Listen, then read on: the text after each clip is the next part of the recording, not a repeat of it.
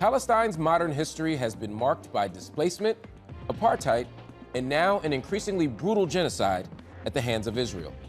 As images of death and destruction continue to pour out of Gaza, has the world finally opened its eyes to the plight of the Palestinian people? And what's the historical significance of this moment for Palestine and for the wider region?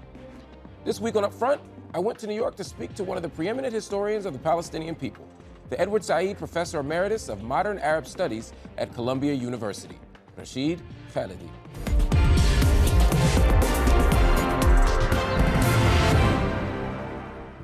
Rashid Khalidi, thank you so much for joining me on UpFront. It's a pleasure, Mark. We've been witnessing a genocide in Gaza for over a year now. Israel has killed tens of thousands of Palestinians, with some estimates suggesting the numbers are considerably higher. Over 1 million people have been displaced. When you look at the major events in Palestine's history, whether it's the Nakba, whether it's the Suez Crisis, the 1967 war, all the stuff that shaped the region, just to name a few, where does this moment stand in that history? Well, this is a continuation of some of those things. It's a continuation of the Nakba, of ethnic cleansing. But it's actually worse than any of the episodes that I can think of. A larger part of the Palestinian population was displaced in 1948 during the Nakba. But what has been done during this genocide in terms of the punishment that the civilian population is being exposed to is actually worse than any phase that I can recall of Palestinian history. Wow. You mentioned the Nakba. You were actually born in 1948. I was indeed. The year of the Nakba. More than 700,000 Palestinians violently expelled from their homes for the formation of Israel. You had family living in Palestine at the time. You're in fact from a prominent Palestinian family with deep roots in the region and the national movement for self-determination. When you reflect on your family's experiences and the devastation that Palestinian families are feeling today, do you think history is actually repeating itself? I think that what we're seeing now is worse than even what my grandfather and uncles and that generation went through. I mean, they were displaced.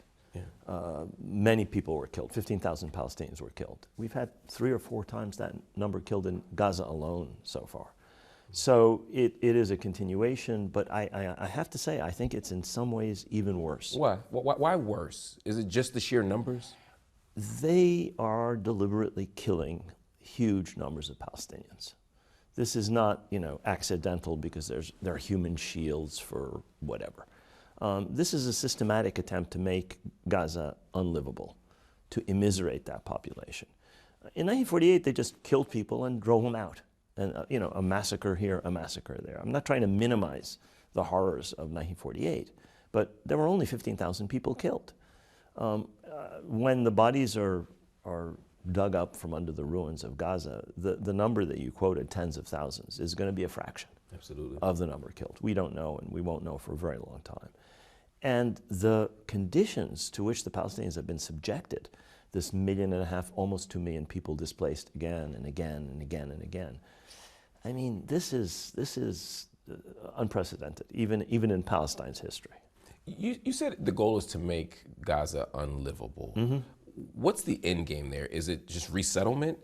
What's the goal? What can you imagine the calculus is there? I mean, we know from the beginning of the war that the original objective was to kick as many people out of Gaza as possible. And to the disgrace, the eternal disgrace of the United States, the American Secretary of State went around to Egypt, Jordan, and Saudi Arabia and tried to get them to take people that Israel would drive out of the Gaza Strip. So the original objective was ethnic cleansing of as many people from Gaza as could be removed. What they're doing now is apparently clearing the northern part of Gaza, driving out as many people from there, turning it into a, right now, occupied zone, and possibly later into settlements. We don't know. So I think that there's ample evidence from what Israeli leaders said, and from what the U.S. government, the Office of Management and Budget put into the appropriation bill for Israel that was actually passed, which included money for resettlement outside of Gaza. So the United States was going to help them to do this. We know that. That was the original goal. Now, they couldn't do it because Egypt wouldn't play along and Jordan wouldn't play along. But within the Gaza Strip, they seem to be forcing people into smaller and smaller areas. And again, that's what they did in 1948. They pushed as many people out of the area that they took during the 48 war. And that's what settler colonial projects always do. I mean, look what was done in North America, pushing Native Americans into smaller and smaller areas, the ones who weren't killed in the process. Another piece of this is Lebanon. I mean, you, your wife, your children lived through Israel's invasion of Lebanon in 1982. How does that chapter relate to what we're seeing today? I mean, there's similarities. There's an American green light. There are American resolutions, there are American vetoes of resolutions in the Security Council, the use of American weapons. I mean, there are a lot of similarities. Israel wasn't trying to colonize South Lebanon. Israel was trying to drive the PLO out, and Israel was perfectly happy to put militias, Lebanese militias, which had armed and trained and organized and directed, into refugee camps, as they did in Sabra and Shatila, to kill Palestinians. I mean, we know from discussions that were revealed between Israeli generals and Sharon and leaders of these militias, that the idea was to empty the refugee camps. So there are some similarities. On the other hand, 19,000 people were killed, most of them civilians, in 1982. I mean, we're probably well over triple that number right now. And the end game now? I think it's a moving target. They're going to get away with as much as they can. They're going to try and, in the Gaza Strip, empty as much of it as they can, of its Palestinian population, and take control of as much of the land as they can. In the West Bank, they're going to try and, again, squeeze the Palestinians into as small an area as they can and continue with this rolling annexation that's been going on basically for 57 years. The Israeli right has talked a lot, they've been a lot more vocal, I'll say, about this idea of greater Israel, maybe than I've ever heard before. If that goal were realized, we'd be seeing Israeli control of parts of Jordan, Iraq. I mean, Lebanon. How likely is that we'd see something like that? I don't think it's very likely, but it's true. There are leading figures in the government and in the settler movement, which sort of runs the government, or at least it seems to take the lead in pushing the government where it wants, talking about from the Nile to the Euphrates. We haven't heard that language almost ever in the last, I don't know, 50, 40, 60 years. I don't think that's particularly realistic, frankly. I think they may have the intention of effectively taking over parts of South Lebanon, or controlling parts of South Lebanon, controlling it with fire, preventing the return of the people who they've driven out. Nothing is outside the realm of possibility, as long as the United States bankrolls it, arms them, and protects them in the Security Council from any sanction. Well, one thing that can always help minimize the harm, or one thing that can mitigate some of the damage, is the international community. If the international community plays ball, so to speak, if they police Israel's actions, things can get better considerably faster. I mean, how much faith do you have that the international community will move differently? I mean, part of the problem is that countries don't think that they dare cross the United States on this issue. I mean, if European countries would stand up on their hind legs, even if not all of them will, if a number of European countries would stand up on their hind legs and sanction Israel, say we're going to break our political cooperation agreements, we're going to stop allowing goods produced in the settlements to enter the EU, we're going to prevent Israeli, which many European states just did, we're going to prevent Israeli officials who have been issued with arrest warrants by the by the ICC from entering our territory. Britain has done that. Netherlands has done that. A number of European, they have to escalate that pressure. They should sanction not just individual settlers. They should sanction Israeli ministers who are behind this annexation process. They could easily do that. We're seeing some signs that might be happening now. The International Criminal Court recently issued arrest warrants for Israeli Prime Minister Benjamin Netanyahu, as well as his former defense minister, Yoav Gallant, as well as Hamas's military chief, accusing them of crimes against humanity. The warrant means that if any of them travel to a member country, they could be arrested. But what's the significance of this warrant? I mean, outside the little bubble in which Israelis have been, sequestered, their media just replays what the government wants them to hear. And outside the bubble of American politics and a lot of the mainstream American media, everybody in the world has been, I think, affected by this. They realize that international instances are saying what a lot of us have been saying for a while. These are war crimes. And I think that's going to very severely affect Israelis sooner or later. Because it's not just this former minister and this prime minister. Sooner or later, other ministers, generals, senior officers are going to realize I may be in danger traveling to England, or I may be in danger, I may be arrested. And those countries have largely said that they will cooperate, which also is a shift. It is. No, I mean, outside of the United States, which is saying, look, we see it differently, but Canada, Australia. I mean, people who I would have said even 5 years ago may have had a different posture on this. But things have changed. The elites haven't changed, but public opinion has changed. It's changed fundamentally, and it's changed in a decisive way. Even in Western countries where the governments and the elites are still, laboring under these illusions that Israel fostered over many years, of everything they do is self-defense or human shields or whatever nonsense they peddle. Public opinion doesn't believe that stuff anymore. Even in most European countries, and certainly in the global South, nobody believes that stuff.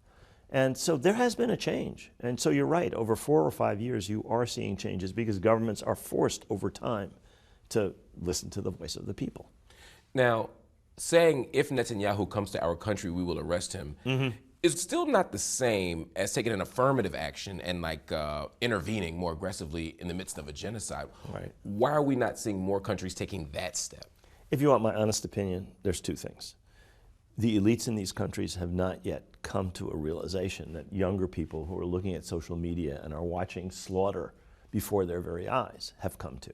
They're still living in another world. A lot of leaders, a lot of politicians, much of the mainstream media in England and France, and certainly in the United States.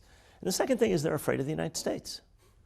I mean, to put it very bluntly, a lot of European countries do not want to cross Washington, and a lot of third world, a lot of global South countries do not want to cross Washington. And I think a lot of them are afraid of what may come in the Trump administration. They already were, having to face a lot of blowback from the Biden administration. That's not going to get any better, and it may get worse under Trump. And the global South, as you just referenced, is also the target of so much of this international pressure. I mean, when I think about the ICC and I think about these other kind of international bodies, I see plenty of pressure applied to African nations. Right. I see very little applied to the West and to the United States in particular.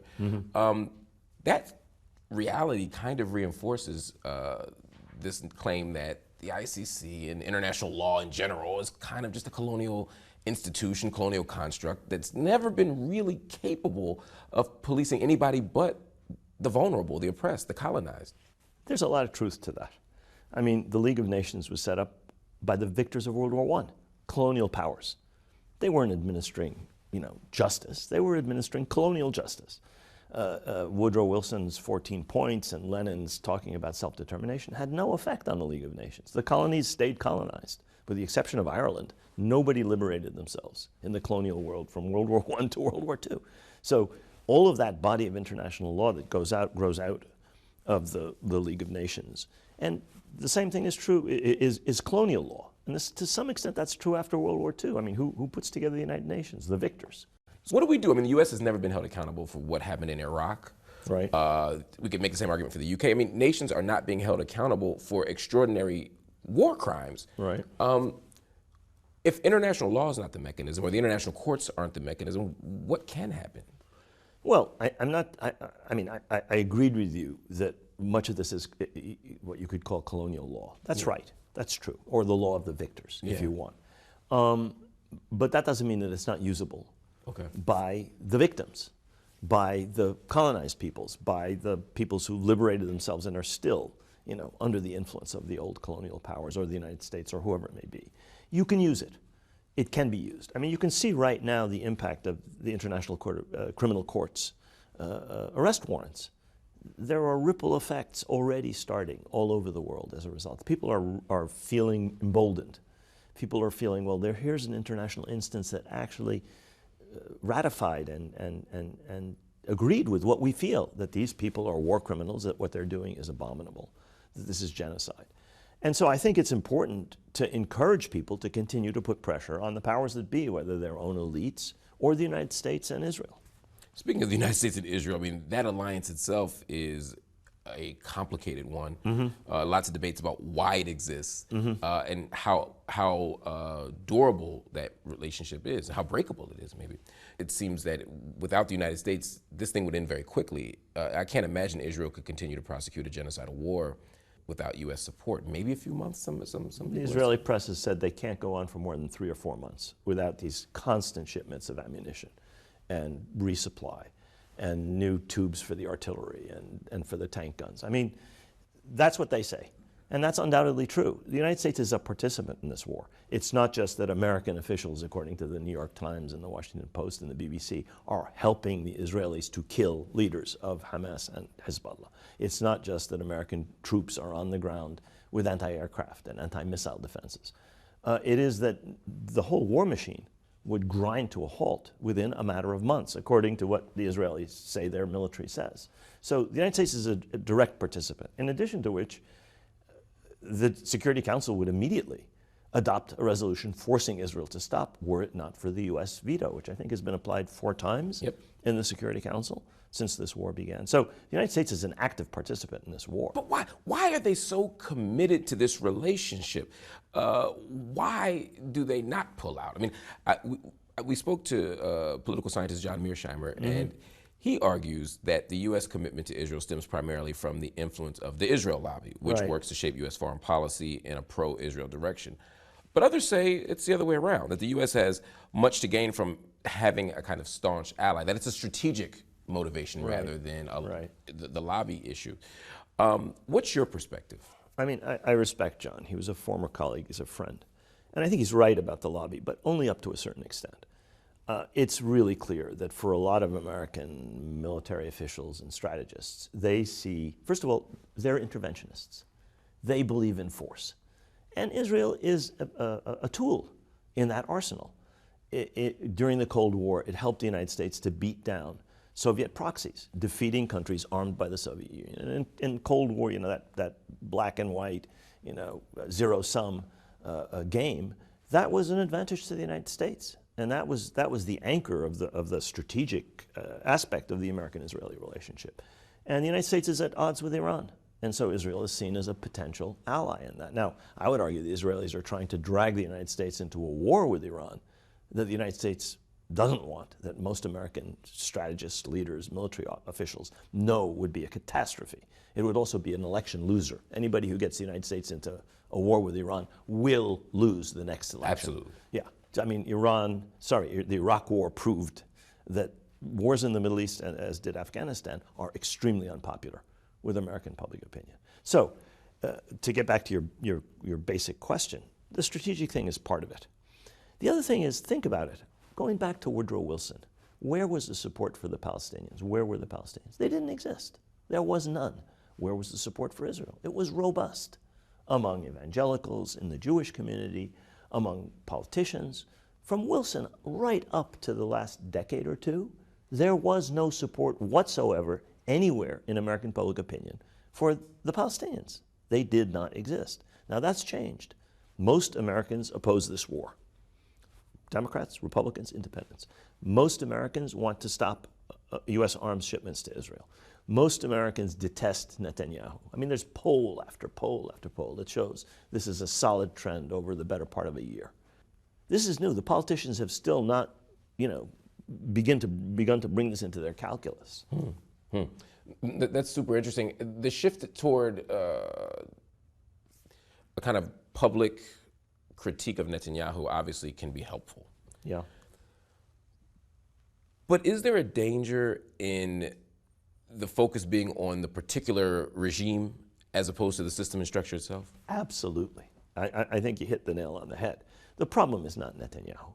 Netanyahu has a government that includes politicians from 3/4 of the way or halfway across the Israeli political spectrum.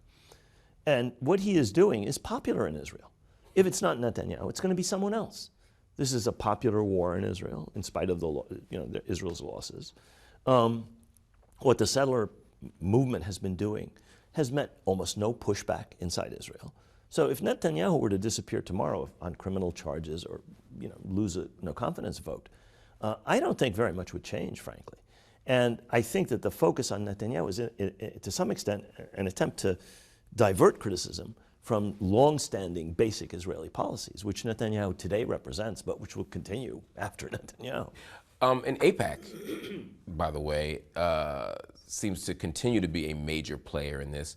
I mean, when he was a senator back in the old days, U.S. President Joe Biden was the largest recipient of AIPAC money. He is the largest recipient of pro-Israel money of anybody who's ever served in the U.S. Senate. $1.4 million over his career. How does that impact, does it impact policy directly? I mean, we live in a country in which legalized bribery is the basis of our political system. Politicians shill for money from big donors, and that's the way the system works. So obviously money has a role to play. But I mean, I would argue public opinion has a role to play. Think about how many people ever in the history of the US Congress stood up and criticized Israel. And how long did they last? You know, Senator Percy, Jim Aburizik, Pete McCloskey. You can literally count them on the fingers of one hand, and you can count the number of terms they served on the fingers, right. A couple of fingers. That's now changing. I mean, you had 19 senators who had the courage to stand up and call for a halt to arms sales to Israel. That's unprecedented. There has never been a bloc in Congress of people with the courage to stand up to AIPAC and the courage to represent what most of their constituents actually believe. That's new. But you're right, the power of AIPAC is still there. I would argue it's diminished, but it's still there. It's still quite formidable. You mentioned the senators standing up, asking for an end to arms sales. Now, these are conditional demands, right? Right. Like, as long as there's a genocide in Gaza, we want you to stop the arms sales. The Correct. next step would be, hey, let's just dismantle this relationship. That's a much harder. I mean, I would take halting the arms sales, frankly, given this genocide, as I would take that as a win. It's time for this whole relationship to be re-examined. But this is a terrible moment. People are being slaughtered by the dozens every single day by American weapons in violation of U.S. law. They're basically engaging themselves in criminal activity in violation of U.S. law by allowing American weapons to be used in the way that they're being used, not for defensive purpose. I mean, how does killing 500 people meet any definition of to kill one Hamas leader or one Hezbollah leader, meet a definition of defensive purposes? How does starving the population of Gaza and preventing the 400 or 500 trucks that should be going in every day not meet the definition of this is a violation of U.S. law in terms of preventing humanitarian aid? I mean, there's no way that this stuff is not a violation of U.S. law. These people are actually all criminals in terms of U.S. law. So if it's illegal, it should be treated as such. Right. I guess what I'm struggling with is if it's violating our own domestic policies and it's clearly unethical and it's clearly not bringing this quote unquote war to any kind of halt and it's wildly unpopular with the American people, why are Democrats willing to die on this hill? Why? It seems that Joe Biden, Kamala Harris both may have lost the chance to be president in next January precisely because they wouldn't push back against these policies. Why? Why is this happening? You know, it's a tough question, Mark. I think that part of it really has to do with the fact if you look back at other wars in which the United States was involved, the Vietnam War, the Iraq War, it took a really long time for public opinion that had turned overwhelmingly against these wars to finally force the politicians to change what they were doing. Yeah. And it's going to take a while. This has been a year and we're in our 14th month of this war. It's still going to take a while. These people have dug on positions and believe things that the Israelis say that are not going to change very quickly. It's going to take intense pressure from below. Politicians are usually good at self-preservation. Yeah, but you take any important measure that majorities of American people are in agreement on, you know, something to do with health care or something to do with abortion. And the politicians will just go against that because there are other interests at play, the big pharma, the military-industrial complex. I mean, we talk about AIPAC as if it's the only lobby. It's not. There are a lot of other people who want to keep wars going, including the people who sell weapons. That's fair. And those folks have factories in almost every state, and they have unions that are working with good jobs in those factories. So there's a whole range of vested interests behind keeping this war going or keeping all wars going. So if the U.S. is so beholden to those interests and so incapable of being an an honest broker. Is it time for someone else to step in? Is there another nation that could step in, whether it's China? I mean, they successfully brokered a deal between Iran and Saudi Arabia last year. I mean, is there someone who can do something here? There should be. I can't think of any country that fits the bill. The United States has just monopolized what it calls peacemaking, or a peace process for decades and decades. And as you might have noticed, there's no peace. Yeah. So it's mainly been process and not peace. And the United States has jealously guarded the right to decide on whether there will be a peace process, whether there will be a ceasefire. I mean, they'll veto a resolution if they don't like it. And they've done it, as we just saw, again and again and again. So I think it's time for other actors to push their way onto that stage, whether it's the EU or part of the EU, whether it's Russia, whether it's China, whether it's India, whether it's Brazil. It doesn't really matter. Whether it's a group of them. Somebody has to stand up to American policymakers and say, you people aren't bringing peace. We want to have peace in this region. Our stability, for example, in Europe, European stability is affected by this in ways that it doesn't affect the United States. It's close to them. It's far away from us. They should assert themselves more. It affects China. It affects India. It affects everybody. I want to talk to you a little bit about public opinion, because I think there's been some, as we've talked about, some changes. While the U.S. has maintained its steadfast support for Israel, public opinion among Americans seems to be changing pretty quickly over the past few years. Last spring, we saw huge protests across universities in the U.S. calling for a free Palestine, for a ceasefire, for an end to apartheid. I mean, they were using that explicit language.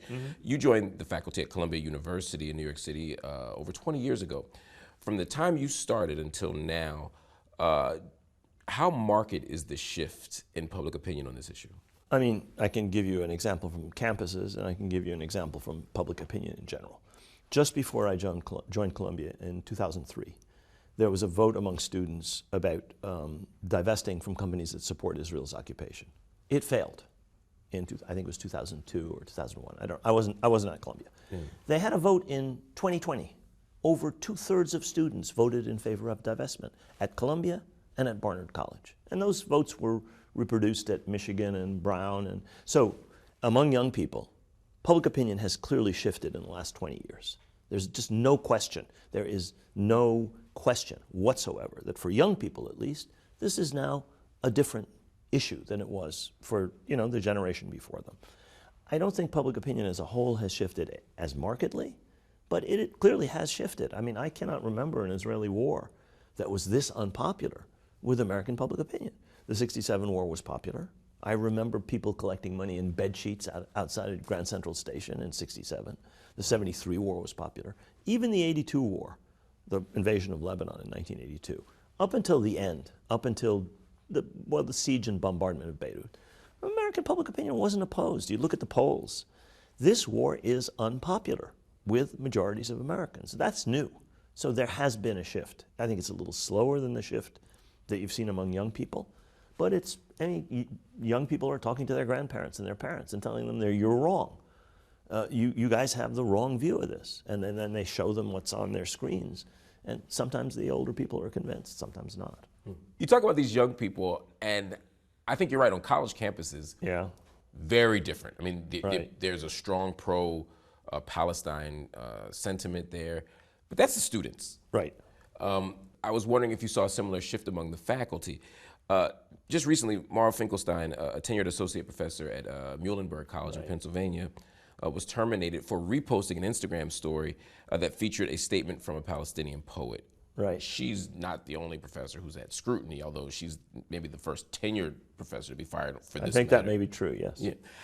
How secure is academia for people who support Palestine these days?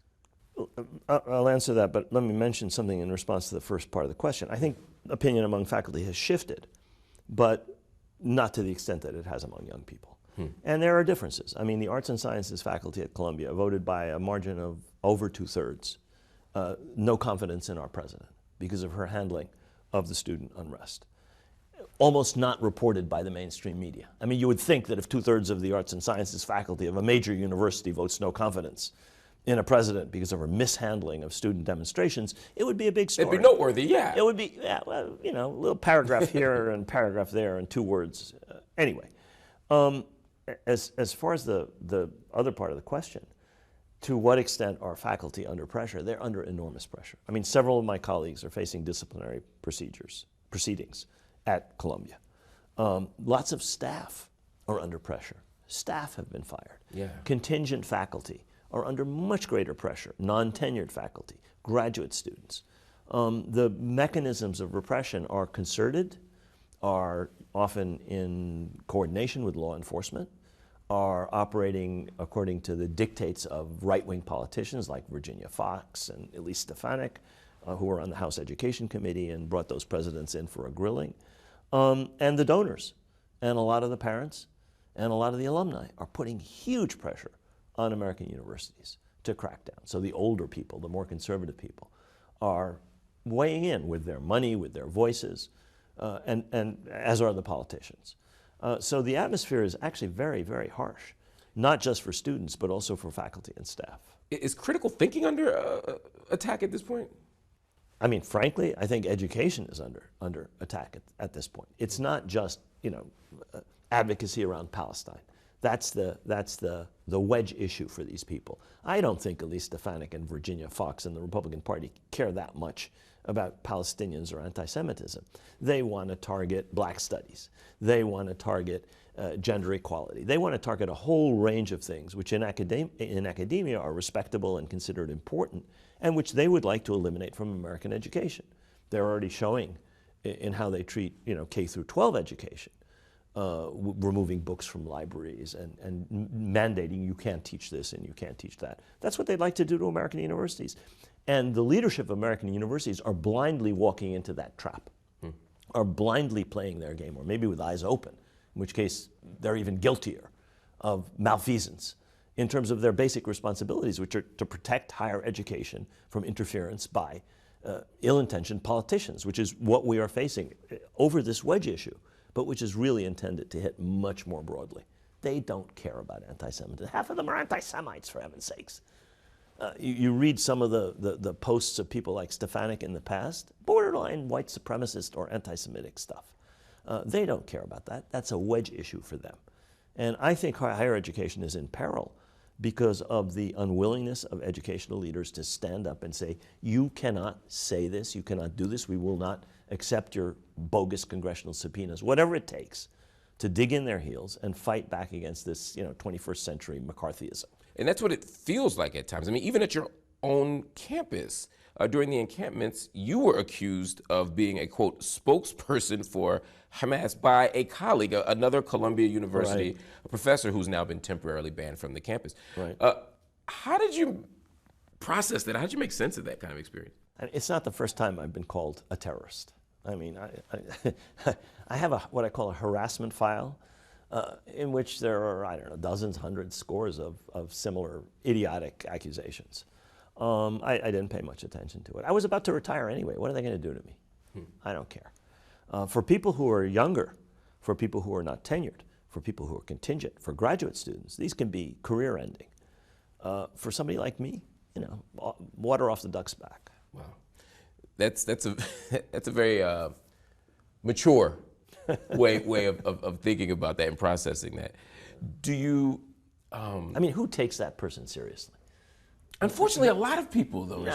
A tiny, narrow sliver of public opinion listens to those kinds of crazy opinions. I guess my worry is that small sliver is so influential. It is influential. It is. Unfortunately, especially with a new administration coming in, I think we're going to be exposed to even more of that. Absolutely. Now, there were allegations that some students protesting made comments about murdering Zionists, or said things like, go back to Poland. And then there were some pro-Israel students also reportedly calling protesters terrorists, and they were harassing students who were wearing hijab, for example. Right. Or wearing keffiyehs. Or keffiyeh or anything. I mean, how do you sort of establish clear boundaries between principled protest, even if we disagree with it, and harassment and harmful behavior? Like, what is that line? In your case, did Columbia do a good job of establishing that line? I think Columbia did a terrible job from the beginning to the current moment. But I think this is a broader problem. I think the first thing to say is you have to draw a clear line at violence, actually physically harming people. And there's no question that in a few cases that boundary was transgressed, but much fewer than the hysterical media made it out to appear, and the hysterical politicians made it out to appear. There were almost no incidents of violence in, what is it now, a year and a month of unrest at Columbia and most other universities, campuses I'm aware of. And what violence there was came often from the police or from counter demonstrators. The second thing is, a lot of the stuff people are talking about didn't even take place on campus. Demonstrations that took place off campus are not the responsibilities of our students. They're the responsibilities of groups in society. And the third thing is, we have something called free speech in this country. People can say hateful, nasty things. I'm not happy when they do that. They maybe shouldn't do that. But they have a right to do that as long as they don't cross the boundary that the Supreme Court has established. But do campus climates have a greater... I was going to say one more thing. Oh, yeah, please. Which is all of that has to be distinguished from the classroom atmosphere. There, things that may be acceptable in the public space are not acceptable. There are things you cannot and shouldn't say. And there's a level of mutual respect and of dialogue that has to take place in the classroom, or you can't have education. So I think one thing that was done, people blurred things that happened off campus with things that happened on campus, and things that happened in the public space on campus with what actually very rarely, if ever, happened in the classroom. I don't think education was interrupted. I don't think there were cases where people were harmed in the classroom. There were people who were harassed or harmed maybe in some ways emotionally or in their feelings in the demonstrations on campus. But that's the public space. But let's talk about those feelings, because if you're on a college campus and people are chanting and marching and you feel unsafe, how much should we factor that in? For example, there were Jewish students who would say that some of the Palestinian chants, "Free Palestine," made them unsafe, or "River to the Sea" made them unsafe. How do you balance that? You know, part of being on a college campus is hearing ideas that make you uncomfortable. But what's the difference between being uncomfortable with an idea and actually feeling unsafe, even if nobody physically harms you? I mean, I have to say, the language of safe and unsafe, I think, is a lot more appropriate to a kindergarten than it is to a university campus. I'm terribly sorry to say this. You know, you're in the public space. You're not in a classroom. You walk around the demo if you don't like what they're saying. But people have a right to free expression. There is freedom of speech in this country. People can say things that, I hate to say it, are hateful, and that may hurt people's feelings. Tough. That's my personal view. I mean, I've been called things on campus when I was engaged in demonstrations that were nasty and hateful and horrific and, you know, false. You're out there demonstrating. You take what comes your way, and if you don't want to listen to it, walk away.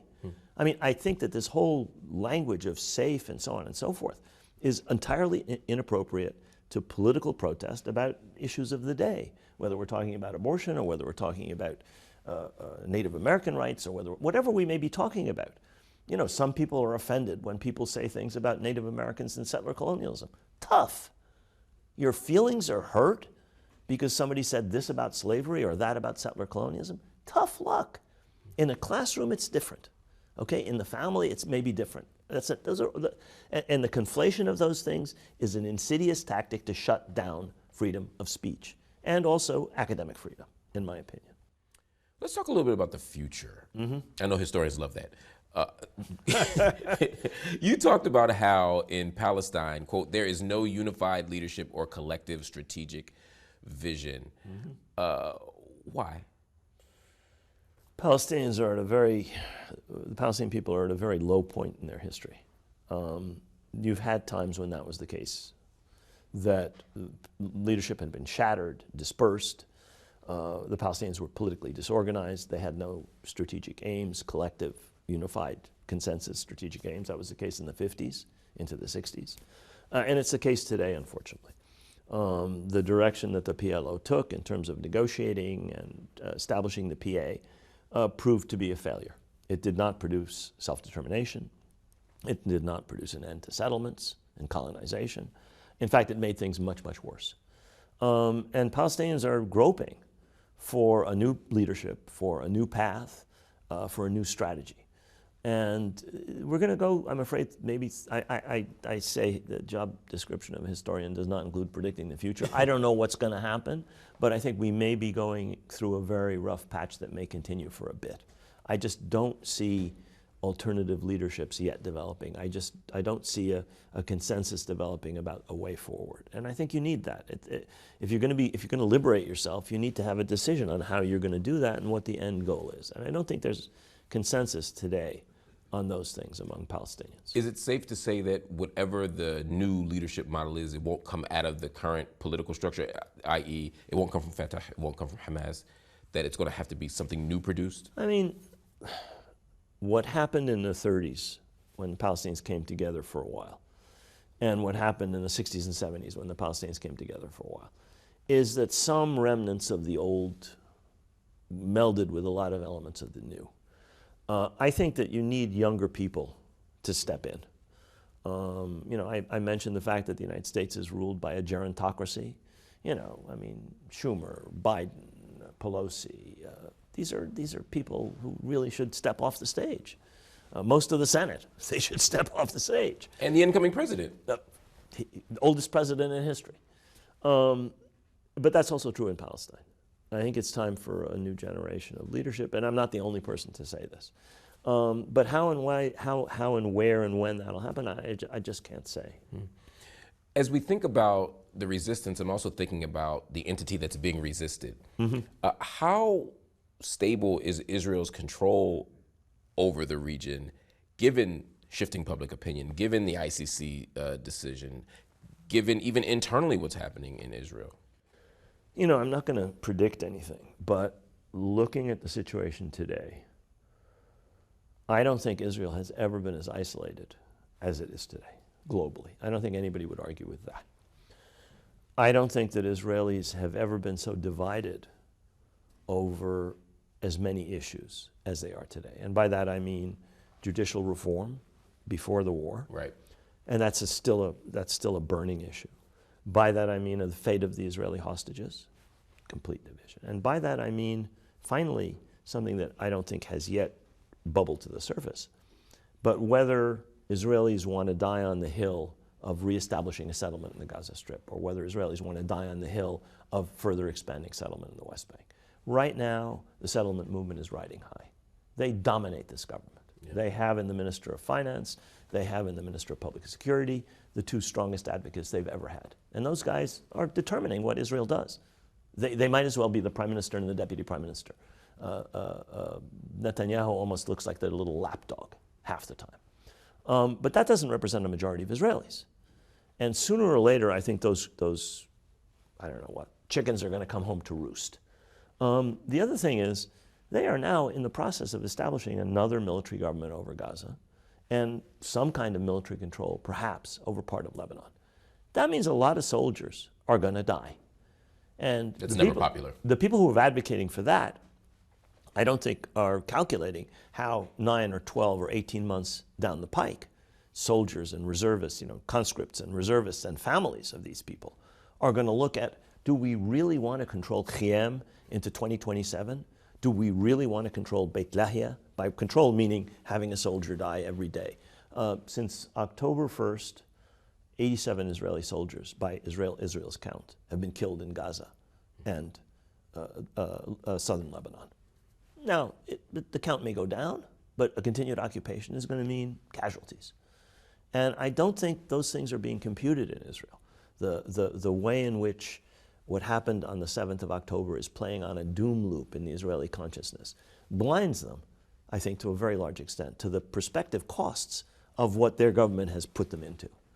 And I have a feeling that sooner or later all of these things are going to catch up. Now, whether people will come to their senses and change course or not, I don't know. I was going to say, does it, I don't know. You know, it's like, do they come back to like liberal Zionism, or do they come back to, hey, let's create an actual democratic? I was going to say one other thing, which is that there is a brain drain and a capital drain and a elite drain going on in Israel. A lot of people are saying, if this is the course that this country is going to go on, we're not committed to staying here. This isn't what we signed up for. This isn't what we have lived here to build. This is not what we want to see in our future. dying on the hill of Netzarim settlement being reestablished. And I think that's going to have an impact too. Israel is a biotechnology giant. Israel is a high-tech giant. Israel is a military security giant. The people who fuel those enormous economic engines are not necessarily going to stick around if they're going to be called up for 100 or 200 days of service every year in order to continue the occupation of South Lebanon or do God knows what in Gaza. So there are a lot of things that I think Israelis are going to have to face in the coming years. Will they turn back to liberal Zionism? I don't know what they're going to do. What they sooner or later have to realize is they cannot rule over another people. It never worked in the past. Decolonization always happens sooner or later. And they have to give up their addiction to force. There's an Israeli adage, if force doesn't work, use more force. Well, it hasn't worked very well. And it's not working, and it's not going to work. You can kill and kill and kill. You can take out level after level after level of leadership. And they've been doing it for decades. And they're in a worse situation today than they were decades ago when this policy of assassinations and this policy of killing civilians in order to prevent them from supporting insurgency and resistance started. It never worked for colonial powers like the British, who taught the Israelis everything they know. And it hasn't worked for the Israelis. Will they come to their senses? I don't know. Well, if they don't come to their senses, what does this all mean for Palestinians? It means a lot of death. It means a lot of suffering. It means continuation of rule by this awfully oppressive power. That's what it means for Palestinians. And I think that's what many people are scared of, that while internal Israeli society is hemming and hawing and protesting and figuring it out, and while the global community is still sitting on its hands to some extent, right, there's a genocide happening. There's a humanitarian crisis happening. Again, I don't want you to forecast the future, but what you just pointed to is my problem. In the long term, I see that this project is, quite seriously challenged, threatened. The whole Zionist project. The idea that you can implant a Jewish state in an Arab country without that coming back to haunt you in the 21st century. Tony Judd said it. If they had done this centuries ago, they might have gotten away with it. But today, very hard. But that's the long term. The other thing is the connection between Israel and its, as it were, metropole, which is the United States and Western Europe, is fraying every day. When we talk about Israel's isolation, we're not talking about the global South. It's already isolated in the global South. We're talking about its isolation in Canada and Australia and Britain and France and the United States in terms of public opinion. They still have the elites. They sit there and arrogantly think, well, as long as Congress voted down that resolution, we're good. Well, they're not good. Sooner or later, public opinion is going to have an impact. It took us 10, 12, 15 years to stop the Vietnam War. It took more than 10 years to stop the Iraq War.